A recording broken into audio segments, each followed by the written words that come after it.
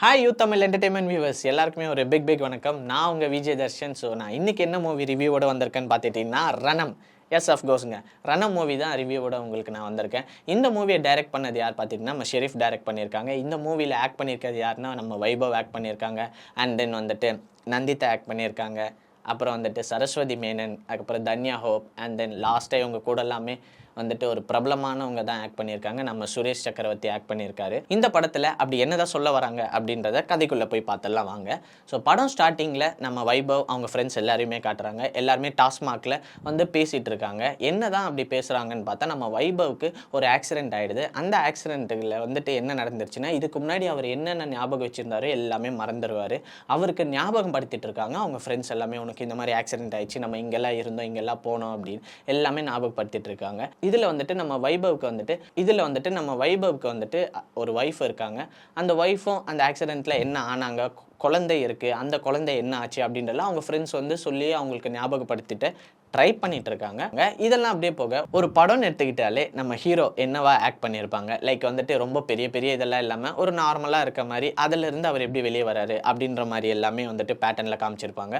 But இதில் அதெல்லாம் எதுவுமே இல்லாமல் நம்ம ஹீரோ வந்துட்டு ஒரு ரைட்டராக ஒர்க் பண்ணிட்டு இருக்காரு. அந்த ரைட்டர் எந்த மாதிரி ரைட்டர்னா போலீஸ் கிரைம் ரைட்டராக இருக்காரு. போலீஸில் என்னென்ன தப்பு தண்டா நடக்குதோ அதெல்லாமே ஒரு ரைட்டரை கூப்பிடுப்பா அப்படின்னு சொல்லுவாங்களே, அந்த மாதிரி அந்த கூப்பிடுப்பான்ற இடத்துல தான் நம்ம ஹீரோ வந்து ஒர்க் பண்ணிட்டு இருக்காரு.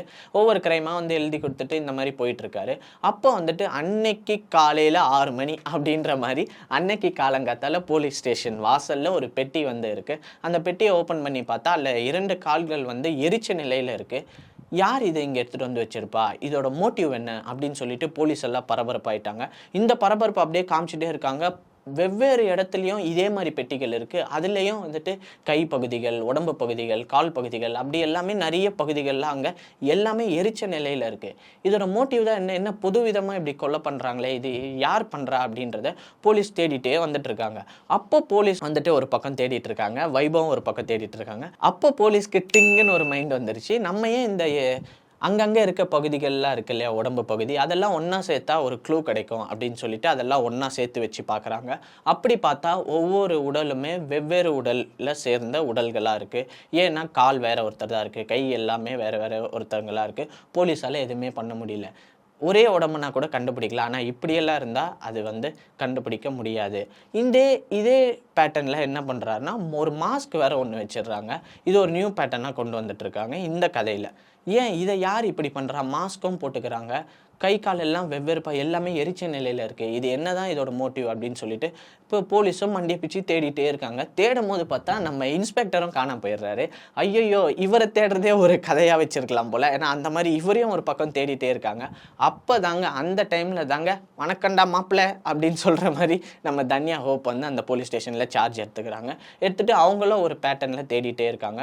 ஆக்சுவலாக வந்துட்டு ஒரு கொலைன்னு ஒன்று நடந்தால் அது ஏன் நடக்கணும், எதுக்காக நடக்கணும் அப்படின்றத ஒன்று கிளைமேக்ஸில் சொல்லணும், இல்லைன்னா வந்துட்டு இந்த கதைக்கு வந்துட்டு கிளைமேக்ஸில் சொல்லணும், இல்லைன்னா வந்துட்டு இந்த கதையில் ஒரு சின்னதாக ஒரு குறும்படம் போட்டு சொல்லியிருக்கலாம். பட் ஆனால் வந்துட்டு இந்த கொலைகள்லாம் நடந்துகிட்டே இருக்குது.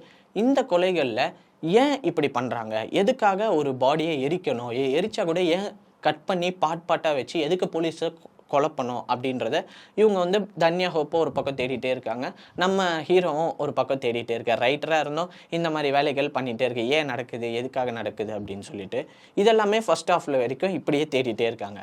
இதை மொத்த கதையுமே செகண்ட் ஹாஃப் அண்ட் கிளைமேக்ஸில் தான் சொல்கிறாங்க ஏன் கொலை பண்ணுறாங்க அப்படின்றது. ஒரு படம்னு எடுத்துக்கிட்டாலே, ஒரு கில்லர் படம்னு எடுத்துக்கிட்டாலே ஒரு மோட்டிவ் இருக்கும். எதுக்குன்னா ஒன்று அவனோட ஃபேமிலியை வந்துட்டு ஏதாச்சும் பண்ணியிருப்பாங்க, இல்லைனா அவனுடைய சந்தோஷத்தை கெடுக்கிற மாதிரி யாராச்சும் ஏதாச்சும் பண்ணியிருப்பாங்க. இதில் வந்துட்டு சேம் பேட்டர்னாக இருக்கும்னு நினச்சி தாங்க நானும் போனேன். பட் ஆனால் அதை விட புதுசாக இல்லை ஷெரீஃப் ரொம்ப அழகாகவே டைரக்ட் பண்ணி வச்சுருக்காங்க. ஆனால் எனக்கு ஒரு டவுட் என்னென்னா, வைபவ் கூட ஆரம்பத்துலேருந்தே ஒரு நாய் ஒன்று இருக்கும். அந்த நாய் எதுக்கு இருக்குது, கடைசி வரைக்கும் என்ன தாண்டா சொல்ல வரீங்க அப்படி தான் இருந்துச்சு. அது ஒன்று மட்டும்தான் எனக்கு மைனஸாக தோணுச்சு. ஏன்னா அதுக்கு ட்ரைனிங் கொடுக்குறாங்க, எல்லாமே பண்ணுறாங்க, வைபவ் கூட இருக்குது. பட் ஆனால் வந்துட்டு ஒரு கொலையை கண்டுபிடிக்குமா இது அப்படின்னு பார்த்தா இல்லை, ஆனால் கூடவே இருக்குது. அது ஏன் அப்படி கொஷின் மார்க்காக ஏன் அப்படி வச்சுருக்காங்க அப்படின்றது இப்போ வரைக்கும் தெரியல எனக்கு. நானும் டேரக்டர் கிட்ட தான் கேட்கணும்.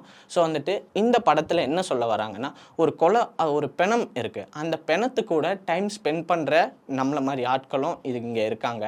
அது எந்த அளவுக்கு டேஞ்சர், அவங்க மனநிலை எந்த அளவுக்கு பாதிக்கப்பட்டிருக்கும் அப்படின்றதாங்க இந்த படத்துடைய மெயின் குறியாக சொல்லியிருக்காங்க. இந்த படத்தை ஒரு டிஃப்ரெண்ட் கோணலில் எடுத்திருக்காங்க.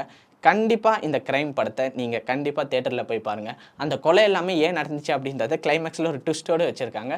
ஸோ மறக்காமல் நம்ம ஃப்ரெண்ட்ஸோட இந்த படத்தை நீங்கள் கண்டிப்பாக ஒரு வீக்கெண்ட் வந்துருச்சுன்னா, எனக்கு ஏதாச்சும் ஒரு க்ரைம் படம் போகணும் அப்படின்னா இந்த படம் மறக்காமல் தாராளமாக போகலாம். ஸோ வந்துட்டு இதோட நெக்ஸ்ட் ரிவ்யூவில் உங்களை வந்து நான் சந்திக்கிறேன். அது வரைக்கும் உங்ககிட்ட இந்த விடை பெறுவது உங்கள் விஜே தர்ஷன்.